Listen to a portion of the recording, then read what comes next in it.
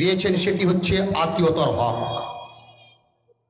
সেই বিষয়কে সামনে রেখে হাদিস ও কোরআন থেকে আলোচনা করার চেষ্টা করব, সালাফদের আকওয়াল থেকে সেটাকে পরিষ্কার করার চেষ্টা করব, এবং আত্মীয়তার হক কি, বিধান কি, সে নিয়ে আলোচনা করব।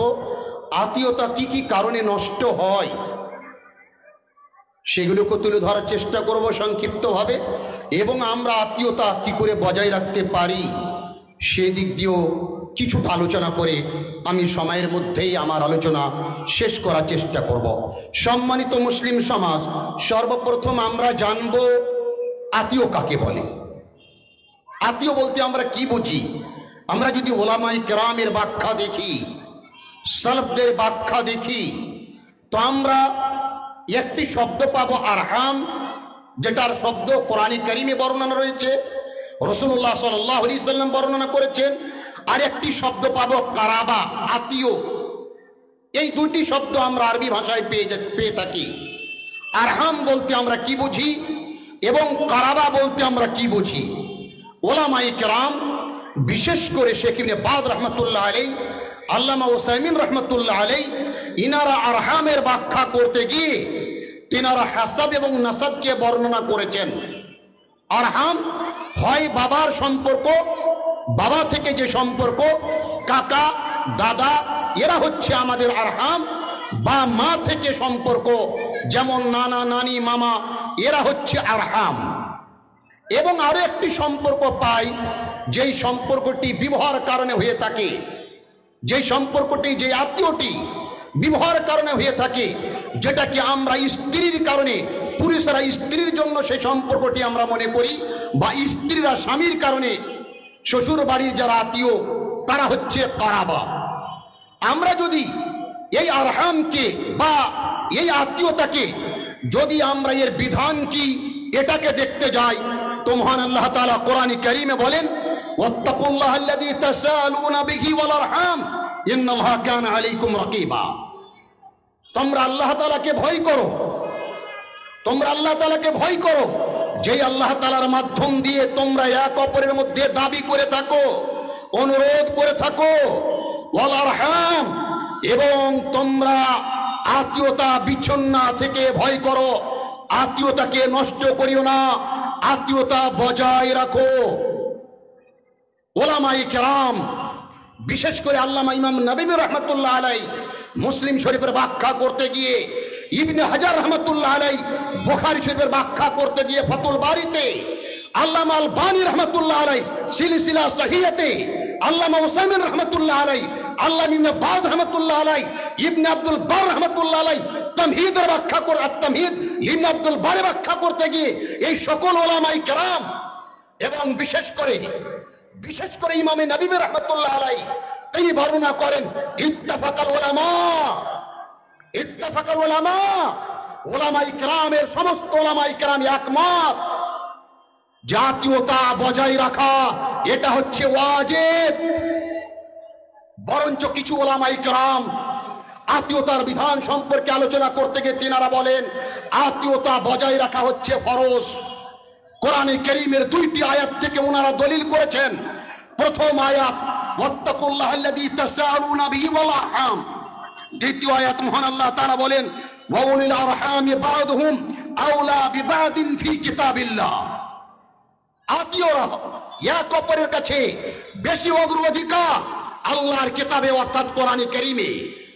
এই দুটি আয়াতকে সামনে রেখে ওলামায়ে কেরাম বর্ণনা করেন, আত্মীয়তা বজায় রাখা, সুসম্পর্ক রাখা এটা হচ্ছে ওয়াজিব। ইমাম নববী রাহমাতুল্লাহ আলাইহি বলছেন ইত্তাফাকাল উলামা, আর কিছু কিছু ওলামায়ে কেরাম বলছেন ফরজ। রাসূলুল্লাহ সাল্লাল্লাহু আলাইহি সাল্লাম যে হাদিসকে ইমাম বুখারী রাহমাতুল্লাহ আলাইহি, ইমাম মুসলিম রাহমাতুল্লাহ আলাইহি নিজের সহিহাইনে বর্ণনা করেছেন, রাসূলুল্লাহ সাল্লাল্লাহু আলাইহি সাল্লাম বলছেন, লা ইয়াদখুলুল জান্নাহ কাতিউ রাহমিন, যে আত্মীয়তাকে বিচ্ছিন্ন করে, কাতিরে তাআল্লুক করে, সম্পর্ককে নষ্ট করে, সে জান্নাতে প্রবেশ করবে না, সে জান্নাতে প্রবেশ করবে না। ঠিক সেই মতো ইমামে মুসলিম রাহমাতুল্লাহ আলাইহি, ইমামে বুখারী রাহমাতুল্লাহ আলাইহি তিনারা বর্ণনা করেন, আব্দুর রহমান বিন ওয়াফ থেকে রাসূলুল্লাহ সাল্লাল্লাহু আলাইহি সাল্লাম বলেন, আল্লাহ তাআলা বলছেন, قال الله تعالى انا الرحمن وهي الرحيم। আল্লাহ তাআলা বলছেন, আমি হচ্ছি রহমান, আমি হচ্ছি দয়ালু। আর এই লফজে রহমান থেকে, এই শব্দ থেকেই রহিমের উৎপত্তি, রহিম শব্দ তৈরি। আল্লাহ তাআলা বলছেন, শাকাত্তু লাহা ইসমান মিন ইসমি, আমি রহিম শব্দটাকে আমার নাম থেকে, রহমান থেকেই আমি তাকে ভাগ করেছি। ফামান ওয়াসালহা ওয়াসালাতহু, যেই ব্যক্তি আত্মীয়তাকে বজায় রাখবে, সম্পর্ক ভালো রাখবে, আকারেবের হককে আদায় করবে, তো যেই ব্যক্তি এটা করবে আমি তার সঙ্গে সম্পর্ক রাখবো। কে বলছেন? রাসূলুল্লাহ সাল্লাল্লাহু আলাইহি সাল্লাম হাদিসে কুদসিতে বলছেন যে আল্লাহ তাআলা বলছেন, যেই ব্যক্তি আত্মীয়তা বজায় রাখবে, সুসম্পর্ক রাখবে, আমি আল্লাহ আমি তার সঙ্গে সম্পর্ক রাখবো। আর ওয়ামান কাতাআহা কাতাআতহু, যেই ব্যক্তি আত্মীয়তা বিচ্ছিন্ন করবে, তাতে তাআল্লুক করবে, সম্পর্ক নষ্ট করবে, আল্লাহ তাআলা বলছেন আমি তার সঙ্গে সম্পর্ক নষ্ট করব। এই দুটি আয়াত এবং দুটি হাদিস থেকে প্রমাণ হলো যে আত্মীয়তা বজায় রাখা হচ্ছে ওয়াজিব। এখন আমরা আত্মীয়তাকে ভাগ করব। আত্মীয় কয় প্রকার? যদি আমরা দেখি সাধারণ ভাষায় এবং যদি ওলামায়ে কেরামের ব্যাখ্যাকে যদি আমরা বিভক্ত করি, তো ওলামায়ে কেরাম বলছেন আত্মীয়তার মর্যাদা, আত্মীয়তার দরজা, আত্মীয়তা যতগুলো আত্মীয় রয়েছে, আরহাম রয়েছে, সেই আত্মীয়কে আমরা চারটি ভাগে ভাগ করতে পারি। ওলামায়ে কেরাম চারটি ভাগে আত্মীয়কে, আরহামকে ভাগ করেছেন। সব থেকে প্রথম দরজা, সব থেকে এক নম্বর মর্যাদা আত্মীয়তার মধ্যে কাদের? ওলামায়ে কেরাম শেখ ইবনে বাজ, শেখ উসাইমিন এবং বিভিন্ন ওলামায়ে কেরাম তিনারা বর্ণনা করেন আদ-দারজা উলা, প্রথম প্রকারের আত্মীয় যারা সব থেকে ঘনিষ্ঠ, যাদের হক সব থেকে বেশি, তারা হচ্ছে আল আবা ওয়াল উম্মাহাত ওয়াল আবনা ওয়াল বানাত, অর্থাৎ বাবা, মা, ছেলে মেয়ে, স্ত্রী, স্বামী, এদের প্রথম হক। আত্মীয়র মধ্যে চার ভাগের মধ্যে আত্মীয়তাকে, আরহামকে আমরা চারটি ভাগে, আরহাম এবং কারাবাকে আমরা চারটি ভাগে ভাগ করব। তার মধ্যে প্রথম হক হচ্ছে বাবা মায়ের, ছেলে মেয়ের, স্বামী স্ত্রীর। দ্বিতীয় হক ওলামায়ে কেরাম বর্ণনা করেছেন, দ্বিতীয় মর্যাদা কাদের?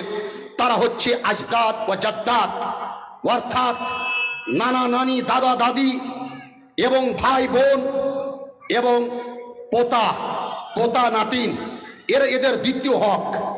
তৃতীয় দরজা আদ-দারজা সালিসা, তৃতীয় দরজা হচ্ছে কাদের মর্যাদা আত্মীয়তা হিসাবে? তারা হচ্ছে আমাম, অর্থাৎ কাকা, চাচা, যাকে আমরা বলে থাকি কাকা, ঠিক ফুফু, ঠিক খালা, খালু, মামু, ঠিক খালা, মামু, এদের মর্যাদা হচ্ছে 3 নম্বরে। এবং ওয়াবনাউল ইখওয়া ওয়াল আখাওয়াত, এবং ভাগনাদের, ভাতিজাদের মর্যাদা হচ্ছে 3 নম্বরে। 4 নম্বরে দরজা কাদের, মর্যাদা কাদের? তো ওলামায়ে কেরাম বলছেন আবনা ও বানাতুল আমামি ওয়াল আখওয়াল, অর্থাৎ কাকাতো, মামাতো ভাইদের মর্যাদা। আমরা ওলামায়ে কেরামের এই ব্যাখ্যা দিয়ে বুঝতে পারলাম যে আত্মীয়তাকে আমরা 4টি স্তরে রাখতে পারি। প্রথম স্তর হচ্ছে মা বাবা, প্রথম স্তর হচ্ছে মা বাবা, ছেলে মেয়ে, স্ত্রী, স্বামী। এবং এই আত্মীয়তাকে আমরা আরো 3টি ভাগে ভাগ করতে পারি। একটি আত্মীয় হচ্ছে হাসাব নাসাব হিসাবে, অর্থাৎ মায়ের কারণে আত্মীয়, যারাকে আমরা নানা নানি, বাবা, নানা নানি, মামা, মামু, খালা আমরা বলে থাকি। একটি আত্মীয় হচ্ছে, সেটা হচ্ছে বাবার কারণে কাকা, ফুফু, কাকাতো ভাই, ফুফাতো ভাই, ফুফাতো বোন, কাকাতো বোন, এরা। ওলামায়ে কেরাম এই আত্মীয়কে একটি ভাগে বর্ণনা করেছেন আরহাম হিসাবে।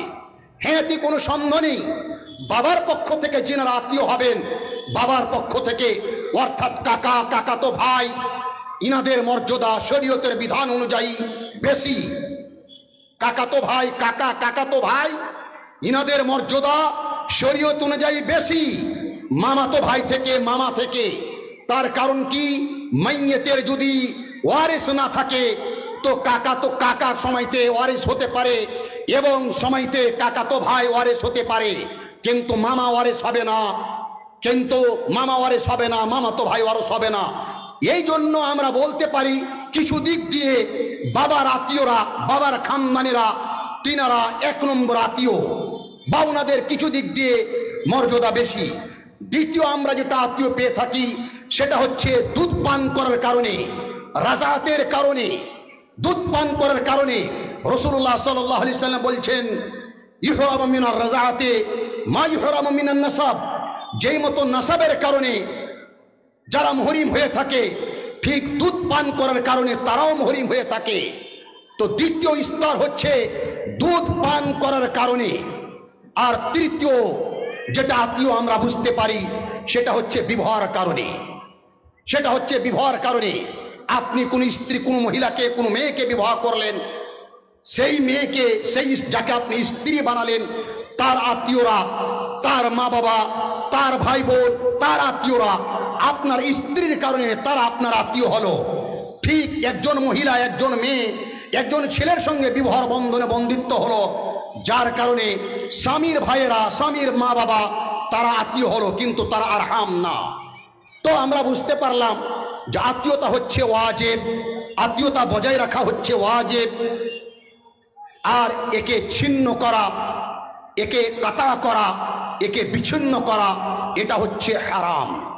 এখন আমরা জানব যে যদি আমরা আত্মীয়তা বজায় না রাখি, আত্মীয়তাকে নষ্ট করি, কারাবাতকে নষ্ট করি, আরহামের সঙ্গে সম্পর্ক না রাখি, তো এর জন্য বিধান কি রয়েছে?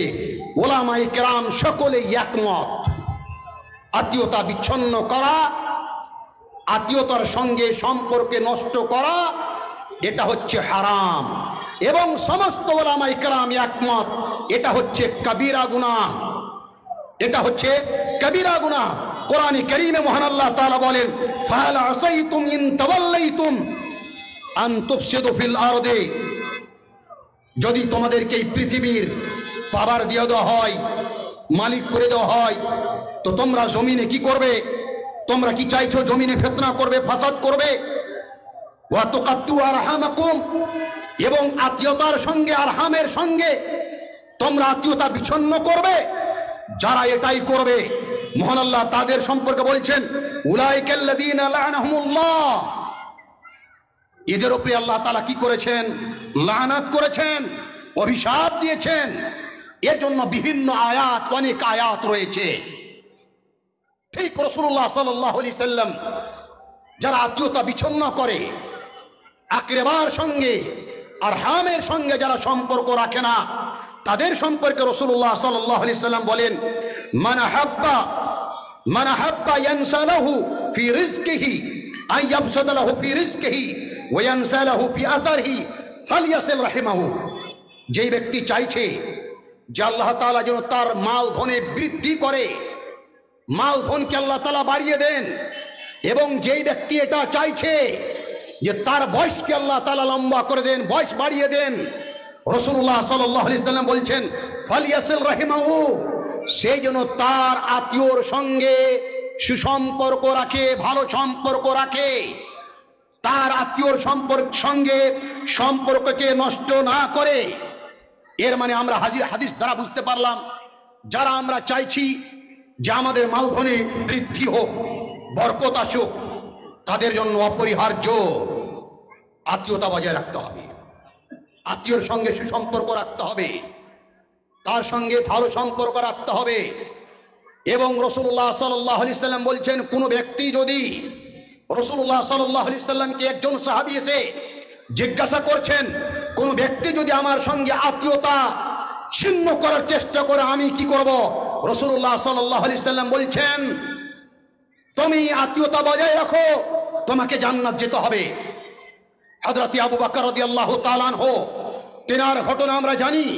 হযরত আবু বকর রাদিয়াল্লাহু তাআলা আনহু যখন মা আয়েশা রাদিয়াল্লাহু তাআলা আনহার উপরে জিনার তুহমাত আসলো, একজন মিসতাহ বিন আসাসা ব্যক্তি ছিলেন, তিনি ওই তুহমাত, জিনার তুহমাত লাগিয়েছিলেন। তিনাদের সঙ্গে মিসতাহ বিন আসাসা, তিনারও মত ছিল যার কারণে হযরত আবু বকর রাদিয়াল্লাহু তাআলা আনহু তিনি রাগান্বিত হয়েছিলেন, তিনি দুঃখ প্রকাশ করেছিলেন। আর হযরত আবু বকর রাদিয়াল্লাহু তাআলা আনহু তিনি মিস্তাহ বিন আসাসাকে তিনি সাহায্য করতেন। যখন মা আয়েশা রাদিয়াল্লাহু তাআলা আনহার উপরে এই মিস্তাহ বিন আসাসা তোহমত দিয়েছিল এবং তোহমতে শরীক ছিল, যার কারণে হযরত আবু বকর দুঃখ পেয়ে তিনি বলেছিলেন, আমি মিস্তাহ বিন আসাসাকে আর কোনো সাহায্য করব না। কোরআনে কারীমে মহান আল্লাহ তাআলা আয়াত নাযিল করে দিলেন। সঙ্গে সঙ্গে হযরত আবু বকর রাদিয়াল্লাহু তাআলা আনহু তিনি তওবা করলেন আর বললেন, আমি মিস্তাহ বিন আসাসাকে সাহায্য করব, কারণ আমাকে জান্নাতের প্রয়োজন রয়েছে। বলার উদ্দেশ্য হলো এটা, যদি আপনার আত্মীয়, আপনার আকরেবা যদি আত্মীয়তা বিচ্ছিন্ন করার চেষ্টা করে, আপনাকে জান্নাতের প্রয়োজন রয়েছে, আপনাকে জান্নাতি হতে হবে। যার কারণে আত্মীয়তা আপনাকে বজায় রাখার চেষ্টা করতে হবে। রাসূলুল্লাহ সাল্লাল্লাহু আলাইহি সাল্লাম অন্য হাদিসে বলেন, হযরত আয়েশা রাদিয়াল্লাহু তাআলা আনহা তিনি বর্ণনা করেন, আর রাহিমু মুআল্লাকাতুন বিল আরশি, এই রাহম অর্থাৎ এই আত্মীয়তা আরহাম এর সম্পর্ক হচ্ছে আরশের সঙ্গে। তাকুলু মান ওয়াসালানি ওয়াসালাহুল্লাহ, এই আরহাম বলে যে যে ব্যক্তি আমার সঙ্গে সম্পর্ক রাখলো অর্থাৎ আত্মীয়তা বজায় রাখলো, আল্লাহ তাআলা তার সঙ্গে সম্পর্ক রাখবেন। আর ওমান কাতানি কাতাউল্লাহ, আর যেই ব্যক্তি আত্মীয়র সম্পর্ক সঙ্গে আত্মীয়তাকে ছিন্ন করবে, নষ্ট করবে, আল্লাহ তাআলা তার সঙ্গে কি করবেন? সম্পর্ক নষ্ট করবেন। যার কাছ থেকে আল্লাহ তাআলা সম্পর্ক নষ্ট করে নেবেন, সে ব্যক্তি কখনো জান্নাতি হতে পারে? সে ব্যক্তি কখনো জান্নাতি হতে পারে না। ওজন্য আমাদের করণীয় কি? আমাদের করণীয় হবে, কেউ যদি আত্মীয়তা নষ্ট করতে চায়, সেটা আরহাম হোক, সেটা কোনো আকরেবা হোক, যেই কোনো সম্পর্ক হোক না কেন, সেই সম্পর্ক আমাদেরকে নষ্ট করতে দিতে হবে না। এবং জেনে রাখবেন আত্মীয়তা ছিন্ন করা এটা হচ্ছে হারাম। যেই মতো আমি প্রথমে হাদিস পড়েছিলাম, রাসূলুল্লাহ সাল্লাল্লাহু আলাইহি সাল্লাম বলেন, লা ইয়াদখুলুল জান্নাহ কাতি, ইয়ানি কাতিআ রাহমিন। ইমাম বুখারী, ইমাম মুসলিম বলছেন, রাসূলুল্লাহ সাল্লাল্লাহু আলাইহি বর্ণনা করেছেন, রাসূলুল্লাহ সাল্লাল্লাহু আলাইহি সাল্লাম বলছেন, যেই ব্যক্তি আত্মীয়তাকে বিচ্ছিন্ন করে, কাতে তাল্লুক করে, সম্পর্ককে নষ্ট করে, সেই ব্যক্তি জান্নাতে যাবে না। আল্লামা আলবানী রহমাতুল্লাহ আলাইহি, আল্লামা উসাইমিন রহমাতুল্লাহ আলাইহি, আল্লামা ইবনে বাজ রহমাতুল্লাহ আলাইহি এই হাদিসের ব্যাখ্যা করতে গিয়ে তিনারা বলেন যে কি চিরস্থায়ী জান্নাতে যাবে না? না, প্রথম অবস্থায়। তো উলামায়ে কেরাম বিভিন্ন মত দিয়েছেন।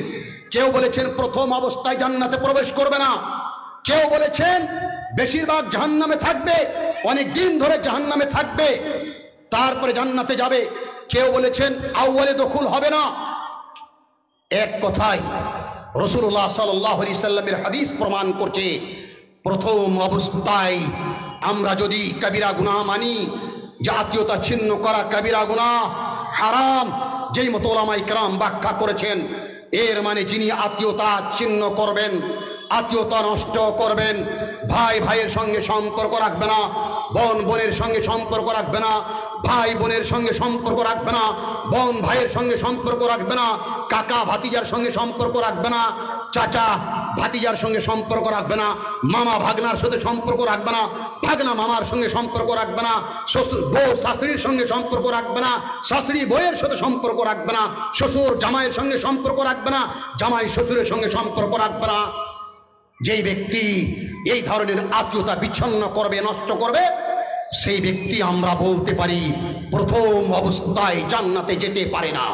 ইমাম বুখারী রহমাতুল্লাহ আলাইহি, ইমাম মুসলিম রহমাতুল্লাহ আলাইহি তিনারা বর্ণনা করেছেন।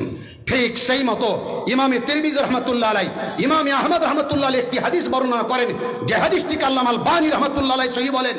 عن ابي هريره رضي الله تعالى عنه قال قال رسول الله صلى الله عليه وسلم ان اعمال بني ادم تعرض كل خميس ليله الجمعه।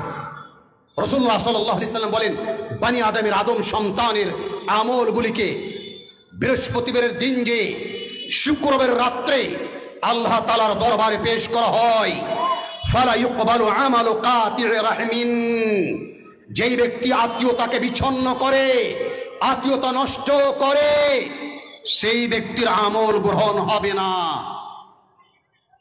রাসূলুল্লাহ সাল্লাল্লাহু আলাইহি সাল্লাম বলছেন, প্রত্যেক বৃহস্পতিবারের দিন গিয়ে শুক্রবারের রাত্রে আল্লাহ তাআলার দরবারে পৃথিবীর সমস্ত বান্দার আমলকে আল্লাহ তাআলার দরবারে পেশ করা হয়। যেই ব্যক্তি আত্মীয়তাকে বিচ্ছিন্ন করে, আত্মীয়তা বজায় রাখে না, আত্মীয়র সঙ্গে সুসম্পর্ক রাখে না, নষ্ট করে, সেই ব্যক্তির আমলকে আল্লাহ তাআলা কি করবেন না? গ্রহণ করবেন না। আমরা দিবারাত্রি বিভিন্ন ইবাদত করে থাকি, বিভিন্ন কষ্ট করে থাকি, কিন্তু আত্মীয়তা বজায় রাখি না। ভাই ভাইয়ের সঙ্গে আমরা কথা বলি না, আমরা মা বেটাতে কথা বলি না, আমরা শাশুড়ি বউতে কথা বলি না, আমরা যাই যাই কথা বলি না, আমরা জানন্দে কথা বলি না, আমরা আত্মীয়তাকে নষ্ট করি, আমরা ছিন্ন করি, আর তারপরে আমরা বিভিন্ন ইবাদত করে থাকি। জেনে রাখবেন, আপনার আমল আল্লাহ তাআলা গ্রহণ করবেন না। করণীয়টা কি? করণীয়টা কি? করণীয় হচ্ছে আমাদেরকে তওবা করতে হবে, আমাদেরকে তওবা করতে হবে। আমরা যারা আত্মীয়তা ছিন্ন করেছি, ভাই ভাইয়ের কাছ থেকে আমরা দূরে সরে গিয়েছি, আমরা বাপ বেটাতে দূরে সরে গিয়েছি, আমরা এক আত্মীয় অন্য আত্মীয়র কাছ থেকে দূরে সরে গিয়েছি, আমরা সুসম্পর্কে নষ্ট করেছি, আমরা কথা বলা বন্ধ করেছি, আমরা আত্মীয়তাকে বিচ্ছিন্ন করেছি, আমরা কাতে তাআল্লুক করেছি। আমাদের করণীয় হবে, আমাদেরকে তওবা করতে হবে। যেই মতো হযরত আবু বকর রাদিয়াল্লাহু তাআলা আনহু তিনি তওবা করেছিলেন আর বলেছিলেন আমাকে জান্নাতের প্রয়োজন। আমরা তো আবু বকর না, আমরা তো সাধারণ মানুষ। যেই আবু বকর রাদিয়াল্লাহু তাআলা আনহু, যিনি আশারায়ে মুবাশশারা বিল জান্নাহ, যিনাকে রাসূলুল্লাহ সাল্লাল্লাহু আলাইহি সাল্লাম জান্নাতের সুসংবাদ দিয়ে রেখেছিলেন, তারপরেও তিনি আত্মীয়তা এবং রিশতেদারি তিনি বজায় রেখেছিলেন। আমরা তো সাধারণ মানুষ, আমাদেরকে আরো বেশি করে তওবা করতে হবে এবং আমাদেরকে আত্মীয়তা বজায় রাখার 100% চেষ্টা করতে হবে।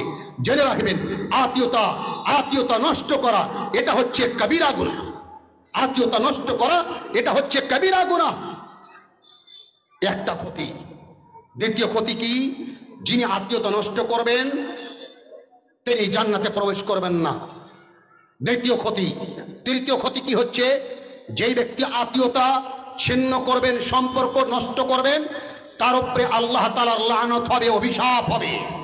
আমরা মানুষ, আল্লাহ তাআলা যদি আমাদের উপরে লানত করেন, অভিশাপ করেন, তা আমরা আশ্রয় কোথায় নিব? ওই জন্য আমাদেরকে আত্মীয়তা বজায় রাখতে হবে। ঠিক আত্মীয়তা যদি আমরা ছিন্ন করি, তা আমাদের ক্ষতি কি? ইহরামু সাইবাহু কবুলুল আমাল, সেই ব্যক্তির আমলকে আল্লাহ তাআলা গ্রহণ করবেন না।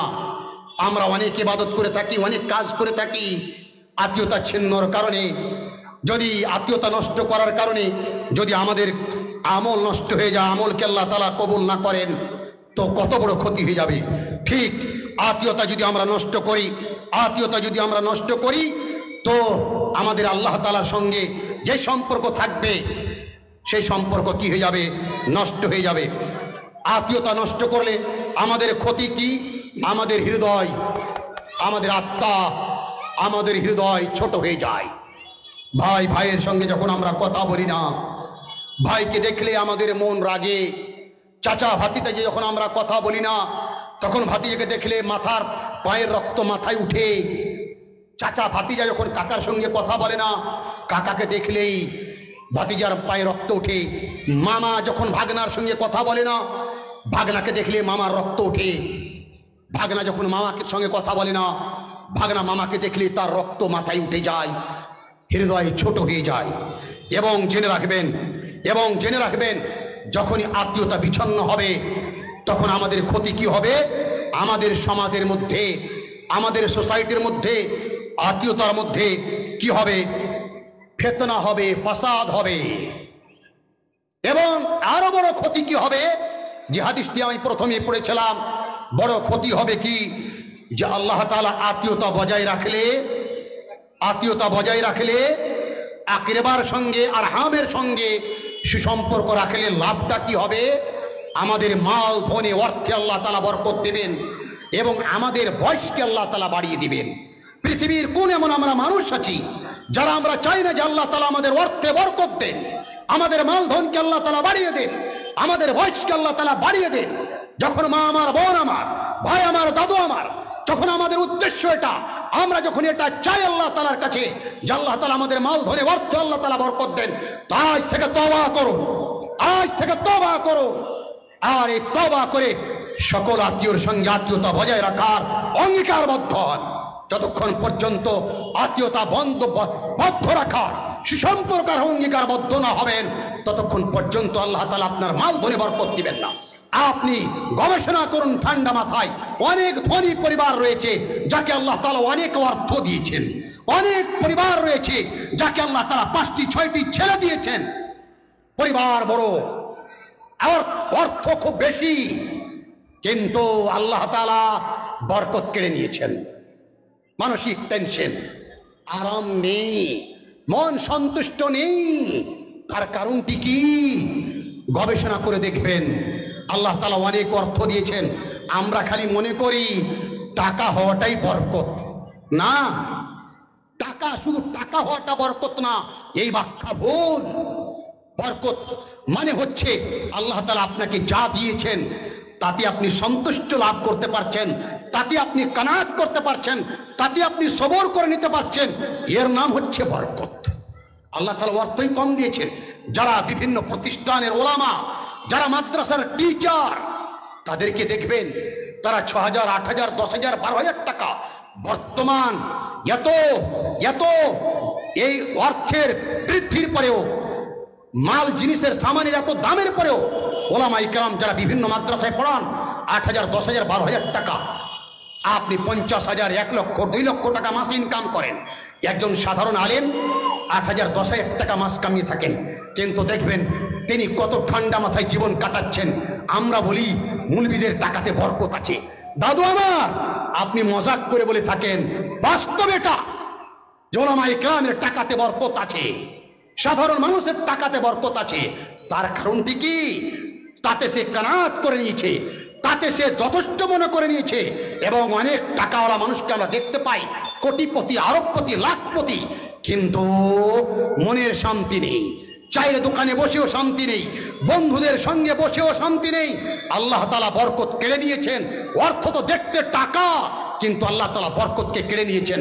ওই জন্য যারা চান যে আপনার অর্থে, আপনার মালে, আপনার ধন সম্পদে বরকত আসুক, তারা আত্মীয়তা বজায় রাখুন, আত্মীয়র সঙ্গে সুসম্পর্ক রাখুন।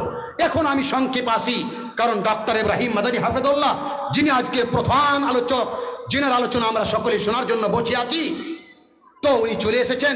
আমি সংক্ষিপ্ত আমার বিষয়টিকে শেষ করছি। আত্মীয়তা নষ্ট কোথায় থেকে হচ্ছে জেনে রাখবেন। আমরা যদি লক্ষ্য করি, আমরা দেখি মায়ের পেটের ভাই যারা এখন ছোট আছেন, তারা দেখুন ভাই ভাই কত বন্ধু, ভাই ভাই কত সম্পর্ক। এক ভাই অন্য ভাইয়ের জন্য মনে হবে কলিজা বের করে দিয়ে দিবে। এক ভাই অসুস্থ হলে আরেক ভাই কত দুঃখ পায়।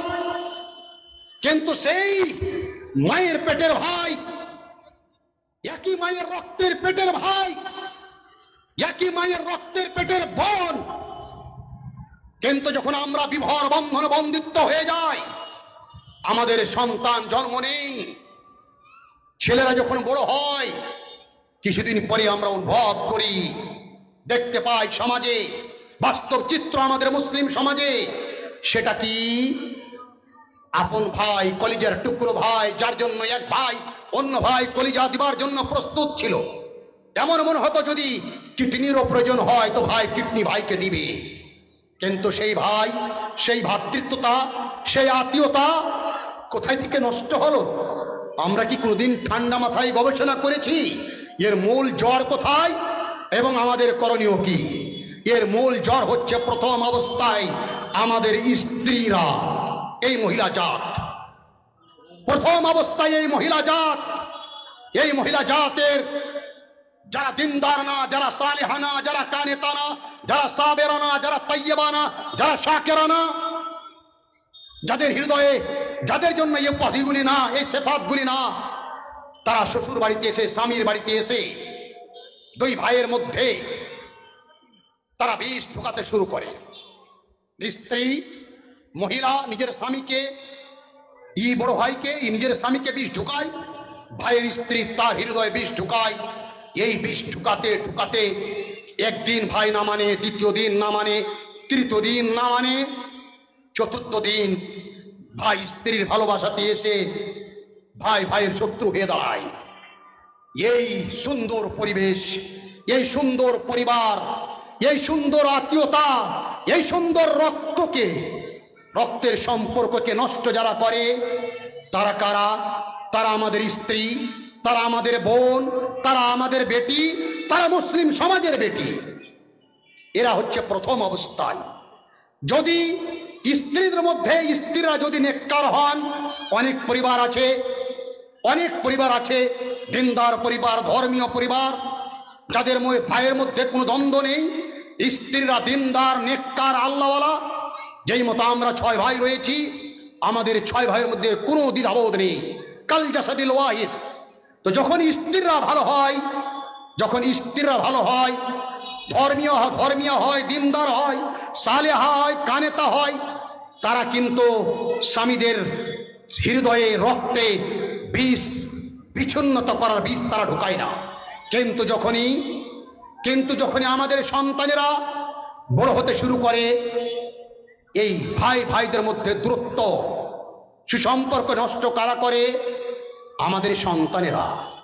আপনি ইতিহাস উঠিয়ে দেখুন এবং পশ্চিম বাংলা, বিহারের চিত্রকে আপনি সামনে রাখুন, দেখতে পাবেন যেই ভাই কলেজের টুকরো, জান প্রাণের ভাই, এবং এক ভাই অন্যর জন্য সব কিছু করতে পারত, আজ ভাইয়ের কাছ থেকে দূর। কারণটি কি? আমরা কি গবেষণা করেছি? ব্রেন কি খাটিয়েছি? আমি যতটুকু বাস্তব জীবনে, এ আমার 40-42 বছরের জীবনে, এবং যতদিন থেকে বুঝতে শিখেছি, তার যদি স্ত্রীরা সালেহা হয়ে থাকে, কিন্তু এই ক্ষতির জ্বর যদি আপনি পশ্চিম বাংলা, বিহারকে আপনি নিজের আত্মীয়র উপরে যদি গবেষণা করেন, তো এর বিষ হচ্ছে তার ছেলেরা, আমাদের সন্তানেরা, আমাদের পরিবারের সন্তানেরা। তারা মনে করে, ছেলেরা মনে করে আমার কাকা সব ঠকে দিল, আমার বাবাকে করে দিল। আমার ছেলে মনে করে আমার কাকা ঠকে দিল। নিজের বাবাকে তারা মিসগাইড করতে শুরু করে। এই ছেলে তার বাবাকে মিসগাইড করে, ওই ছেলে তার বাবাকে মিসগাইড করে। এই মিসগাইড করতে করতে আমাদের এই ছেলেরা, আমাদের এই সন্তানেরা, আমাদের এই মেয়েরা, মায়ের পেটের রক্ত, একই মায়ের পেটের ভাই, যেই ভাইকে, ছোট্ট ভাইকে বড় দাদা, বড় ভাই কোলে করে মানুষ করেছে, হাঁটতে শিখিয়েছে, খাবার উঠিয়ে খেলিয়েছে। ছোট ভাই অসুখ হয়েছে, বড় ভাই খাবার ছেড়ে দিয়েছে, তার দুঃখে, তার কষ্টে। আজ আমাদের সন্তানদের জন্য, আমাদের ছেলেদের জন্য আজ আমরা ভাইরা, আমরা নিজে আত্মীয়তা বজায় রাখি না। ঠিক মায়ের পেটে বোন, ভাই এবং বোন, এত সম্পর্ক। অনেক পরিবারে দেখা যায় যে ভাই বোনের মধ্যে এত সম্পর্ক, এত মিষ্টি সম্পর্ক, এত মায়া, এত ভালোবাসা, যে ভাই বোনকে ছাড়া ভাত খায় না, যে বোন ভাইকে না দেখলে ভাত খায় না।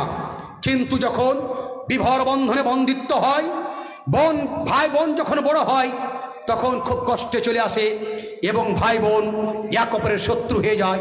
2টি কারণে: হয় ভাই বোনের উপরে জুলুম করে থাকে, তাকে মিরাস দেয় না। দ্বিতীয় কারণ হচ্ছে আমাদের সন্তানেরা, আমাদের ছেলেরা বোনের মাথায় বিষ ঢুকায়, আর ভাইয়ের ছেলেরা ভাইয়ের মাথায়, আমাদের ছেলেরা আমাদের মাথায় বিষ ঢুকায়। এই করে আমরা কি করি? আমরা বিচ্ছিন্ন হয়ে যাই, আমরা এক অপর থেকে দূরে হয়ে যাই, ভাই থেকে দূরে হয়ে যায়, চাচা ভাতিজাতে দূর হয়ে যায়, মামা ভাগনাতে দূর হয়ে যায়। এগুলো কখন হয়, কেন হয়? এগুলো হওয়ার মেন কারণ হচ্ছে, তার মেন জ্বর হচ্ছে হিংসা, তার মেন জ্বর হচ্ছে হিংসা, হাসাদ। রাসূলুল্লাহ সাল্লাল্লাহু আলাইহি ওয়াসাল্লাম বলছেন, লা তাজতামু ফি বাতনি আবদিন আল ঈমান ওয়াল হাসাদ। পৃথিবীর কোন মানুষের হৃদয়ে, কোন পেটে ঈমান এবং হিংসা কোনদিন একসঙ্গে জমা হতে পারে না। এর মানে যিনি হিংসুক হবেন তিনি মুমিন হবেন না, যিনি মুমিন হবেন তিনি হিংসুক হবেন না। আমাদের কোনটা করতে হবে? আমাদের করতে হবে আমরা মুমিন হব, পাক্কা মুমিন হব। দাদু আমার, বন্ধু আমার, আত্মীয় আমার, গার্জেন আমার, আপনি যখন মুমিন হবেন, আপনি যখন আল্লাহওয়ালা হবেন, আপনি যখন নিজের ভাইয়ের সঙ্গে আত্মীয়তা বজায় রাখার চেষ্টা করবেন। ওই জন্য রাসূলুল্লাহ সাল্লাল্লাহু আলাইহি সাল্লাম আমাদেরকে কি তালিম দিয়েছেন? আমাদেরকে তালিম দিয়েছেন যে আমরা কি হলাম, আমরা বাড়ির গার্জেন হলাম। আমাদেরকে কি তালিম দিয়েছেন রাসূলুল্লাহ সাল্লাল্লাহু আলাইহি সাল্লাম? এবং আল্লাহ তাআলা রাসূলুল্লাহ সাল্লাল্লাহু আলাইহি সাল্লাম বলেন, আলা কুল্লুকুম রাইন ওয়া কুল্লুকুম মাসউলুন আন রায়াতিহি। আল্লাহ তাআলা বলেন, ও আনফুসাকুম ওয়া আহলিকুম নারা। আমাদের করণীয় কি হবে? আমরা আমাদের স্ত্রীদেরকে দিনদার করব, সালেহা করব, কানেতা, সাবেরা, শাকেরা করব। তাদের মধ্যে, তাদের হৃদয়ে ঈমানকে ঢুকাবো, ইসলামী আদর্শকে ঢুকাবো। ঠিক আমরা ছোট্ট থেকেই আমাদের সন্তানদেরকে, আমরা আমাদের ছেলেদেরকে, আমরা আমাদের মেয়েদেরকে দিনদার করব, আল্লাহ করব, তাদেরকে হিংসাকে ছাড়তে বলবো এবং তাদেরকে আমরা জ্ঞান দিব। ভাই ভাই সারা জীবন এক হয়ে থাকতে হবে, ভাই বোন একসঙ্গে থাকতে হবে, আত্মীয়তা বজায় রাখতে হবে। এগুলো কখন হবে? যখন আমরা তাদেরকে ছোট থেকে ধর্মীয় শিক্ষা দেব, ইসলামী শিক্ষা দেব, দ্বীনি শিক্ষা দেব, তখন এগুলো হবে। যখন আমরা এই পদক্ষেপগুলো গ্রহণ করব, তখন কিন্তু আমাদের আত্মীয়তা বজায় থাকবে এবং আমরা জাহান্নামী হব না। যদি আমাদের এটা ইচ্ছা থাকে যে আল্লাহ তাআলা আমাদের অর্থে বৃদ্ধি করেন, আমাদের মালে আল্লাহ তাআলা বরকত দান করেন, যে আল্লাহ তাআলা যা অর্থ দিয়েছেন তাতে যেন আমরা সন্তুষ্ট পাই, আমরা তৃপ্তি পাই এবং আমরা মানসিক শান্তি চাই। মানসিক যদি আমরা শান্তি চাই, তো আমাদেরকে কি করতে হবে? শরীয়তের বিধান অনুযায়ী আমাদের সকলকে আত্মীয়তা বজায় রাখতে হবে। আজ বর্তমান যুগে আরহামকে আমরা ছেড়ে দিয়েছি, আরহামের সঙ্গে আমরা সম্পর্ক ছেড়ে দিয়েছি। চাচার সঙ্গে, কাকার সঙ্গে সম্পর্ক নেই, দাদর সঙ্গে সম্পর্ক নেই, মামাদের সঙ্গে সম্পর্ক নেই। আমাদের সম্পর্ক কাদের সঙ্গে? নতুন সম্পর্ক, স্ত্রীর পরিবার, শ্বশুর সম্পর্ক, শ্বশুর গোষ্ঠীর সঙ্গে, সালাদের সঙ্গে, সালিদের সঙ্গে, সারুদের সঙ্গে। বন্ধু আমার, মুসলিম ভাই আমার, যদি আপনি আরহামের সঙ্গে, মা বাবার, আত্মীয়র সঙ্গে সম্পর্ক বিচ্ছিন্ন করে যদি আপনি শ্বশুরের সম্পর্ককে, স্ত্রীর সম্পর্কে প্রাধান্য দিয়ে থাকেন, আপনি মুমিন না, আপনি মুমিন না, আপনি মুমিন না, আপনি মুমিন না। ওজন্য আমরা যারা এই পৃথিবীতে জীবন যাপন করছি এবং বিভিন্ন ইবাদতে আমরা যুক্ত আছি এবং যারা আজকে দাওয়াতি সভাতে এসেছেন, নিশ্চয় আপনার হৃদয়ে ঈমান আছে, নিশ্চয় আপনি নিজের পাপকে মার্জনা করতে চান, গুনাহ খাতাকে মাফ করতে চান এবং নিশ্চয় আমরা সকলে এটা আশা রাখি যে আমরা মৃত্যুর পরে যেন আমরা জান্নাত পাই। যদি এই আশা রাখেন এবং আপনার বিভিন্ন আমল, বিভিন্ন ইবাদত, বিভিন্ন খিদমতকে যদি আল্লাহ তাআলার কাছে গ্রহণ করাতে চান, তবে আমাকে আপনাকে তওবা করতে হবে এবং আমাদের সকলকে তওবা করতে হবে এবং আত্মীয়তাকে 100% আমাদেরকে কি করতে হবে? বজায় রাখতে হবে আর বিচ্ছিন্নতা থেকে আমাদেরকে বাঁচতে হবে। একটি ছোট্ট মশলা বলে দিই যে জেনে রাখবেন, আমাদের আত্মীয় যারা আকারেব, আমরা জানছি হকুকুল আকারেব, আত্মীয়র হকটা কি? হকটা সব দিক দিয়ে, হকটা সব দিক দিয়ে। যেই মতো আত্মীয়র সঙ্গে ভালো ব্যবহার করতে হবে, যেই মতো আত্মীয়র সঙ্গে ইহসান করতে হবে, তার উপরে ইহসান করতে হবে, ঠিক আত্মীয়র সঙ্গে আত্মীয় যদি গরিব হয় তো আত্মীয়কে আপনাকে সাদকা করতে হবে। ইমাম ইবনে বাজ রহমতুল্লাহ আলাইকে, আল্লামা উসাইমিন রহমতুল্লাহ আলাইকে প্রশ্ন করা হলে যে আমি সাদকা করব, আমি আমার মাল সাদকা করব, তো আমি আমার আত্মীয়কে আগে সাদকা করব না আমার অন্য আত্মীয়কে, যারা আমার আত্মীয় না তাকে সাদকা করব? আল্লামা ইবনে বাজ রহমতুল্লাহ আলাই, আল্লামা উসাইমিন রহমতুল্লাহ আলাই বলেন যে না, নিজের আত্মীয়কে প্রথম অবস্থায় সাদকা করবে। আত্মীয়কে সাদকা করলে লাভটা কি হবে? ডাবল নেকি পাওয়া যাবে। একটা কি, আত্মীয়তা আপনি বজায় রাখলেন, আত্মীয়র সঙ্গে সুসম্পর্ক রাখলেন, আল্লাহ রাসূলুল্লাহ সাল্লাল্লাহু আলাইহি সাল্লাম আত্মীয়তা বজায় রাখতে বলেছেন, যার কারণে আপনি নেকি পেলেন। দ্বিতীয় হলো কি, সাদকা আপনি করলেন, যার কারণে আপনি নেকি পেলেন। তো আত্মীয়কে সাদকা করলে ডাবল নেকি। আপনি একজন সাধারণ মানুষ, যিনি আপনার আত্মীয় না, বাবার দিক থেকেও আত্মীয় না, মায়ের দিক থেকেও আত্মীয় না, স্ত্রীর দিক থেকেও আত্মীয় না, আপনি তাকে সাদকা করলেন, সেখানে নেকি পাবেন, শুধু সাদকার নেকি পাবেন, আত্মীয়তার নেকি পেলেন না। ওই জন্য আমাদের করণীয় কি হবে? আমাকে আল্লাহ তাআলা, যাদেরকে আল্লাহ তাআলা অর্থ দিয়েছেন, এনি টাইম চেষ্টা করবেন যে নিজের আত্মীয়কে সাহায্য করবেন। আজ বর্তমান যুগে, বর্তমান অবস্থায় সব থেকে বেশি আমরা লুকাবার কোথায় চেষ্টা করি, আমরা দূরে পালিয়ে যাবার কোথায় চেষ্টা করি? আত্মীয়দের কাছ থেকে। এমনও কি আমরা করি, আত্মীয় যদি আমাদের বাড়ির দরজায় চলে আসে, কলিং বেল বাজায় বা গেট থেকে আওয়াজ দেই, তো আমরা গেটকে বন্ধ করে দেওয়ার চেষ্টা করি। বন্ধু আমার, মুসলিম জাতি আমার, আপনি আত্মীয়র জন্য দরজা বন্ধ করছেন না। আত্মীয় যে বরকত, আত্মীয়তা বজায় রাখা যে বরকতের কাজ, আত্মীয়তা বজায় রাখা যে আপনার বয়সের বৃদ্ধির কাজ, আপনার বয়সকে আপনি ছোট করে দিচ্ছেন, আপনার বরকতকে আপনি বন্ধ করে দিচ্ছেন যে বরকত তুমি আমার বাড়িতে আসতিও না। ওজন্য আসুন আমরা চেঞ্জ হই, আমাদের সমাজকে চেঞ্জ করি, আমরা প্র্যাকটিক্যাল ফিল্ডে আমরা চেঞ্জ হই এবং আত্মীয়তার যা হক রয়েছে, আত্মীয়তার যা মর্যাদা রয়েছে, সেই আত্মীয়তার মর্যাদাকে আমরা 100% আদায় করার চেষ্টা করি। আবার বলছি, মহিলাদের কারণে হোক, স্ত্রীর কারণে হোক, ছেলে মেয়েদের কারণে হোক, এদের জন্য নিজের ভাইয়ের সঙ্গে, এদের জন্য নিজের আত্মীয়র সঙ্গে আপনি আত্মীয়তা কখনো বিচ্ছিন্ন করবেন না।